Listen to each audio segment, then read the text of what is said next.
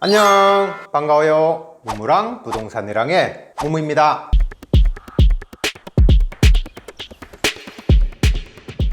최근 반려견, 반려묘와 함께 거주하는 세대가 많이 늘어나고 있고, 반려동물의 범위 또한 파충류라든지 어류, 조류 등 각종 동물들이 많이 있습니다. 건물주분들은 반려동물 거주로 인한 각종 문제 때문에 반려동물을 키우는 임차인을 꺼려하시는 분들도 많을 것 같은데요. 반려동물을 키우게 되면 벽지를 물어뜯는 것과 같이 물질적인 훼손뿐만 아니라 냄새의 문제도 있습니다. 만약 반려동물을 키우는 임차인이 이를 고지하지 않은 경우 임대인은 주택임대차 계약을 해지할 수 있을까요?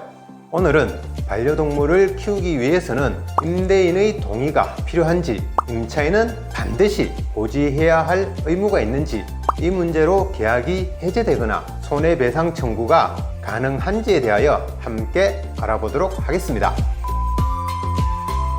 임차인 입장에서 살펴보면 반려동물을 키우겠다고 따로 고지할 의무가 없습니다.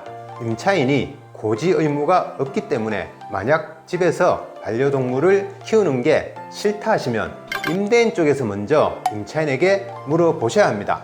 이와 관련한 판례를 함께 보시겠습니다.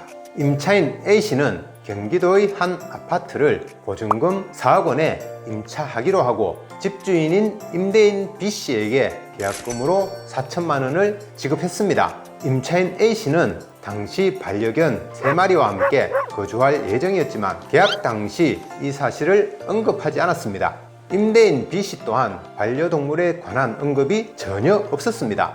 임차인 A씨가 반려견 3마리를 키우고 있다는 사실을 뒤늦게 한 집주인 B씨는 새 아파트에 반려견이 몇 마리냐며 계약을 무르겠다고 하며 법원에 계약금 4천만 원을 공탁했고 임차인 A씨는 공탁금을 수령했습니다. 하지만 계약한 아파트에서 살 수 없게 된 임차인 A씨는 집주인 B씨를 상대로 소송을 제기했는데요.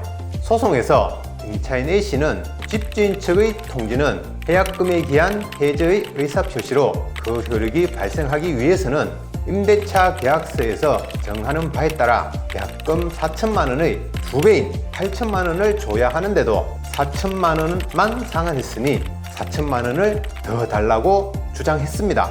과연 법원은 어떤 판결을 내렸을까요?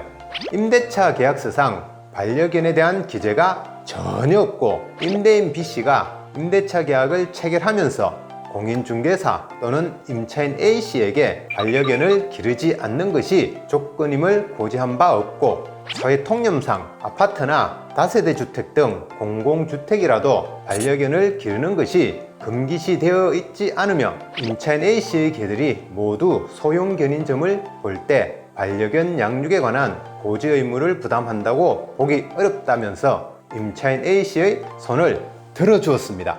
다만 임대인 B씨가 계약 이행 거절 후 새로운 아파트 계약 체결 시점과 보증금 액수 등을 고려할 때 새로운 계약 체결을 위한 수고를 들인 것 외에는 별다른 손해를 임차인이 입은 것으로 보이지 않을 뿐만 아니라 오히려 새로운 계약보다 기존 건물 계약건이 다액이기에 손해배상 예정액으로 4천만 원은 과도하다면서 임대인 B씨의 책임을 30%로 제한해 1,200만 원을 지급하라는 판단을 했습니다.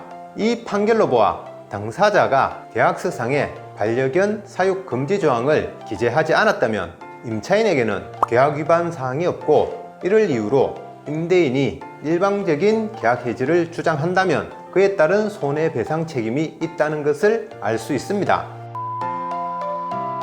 그렇다면 이러한 상황을 방지하려면 어떻게 해야 될까요?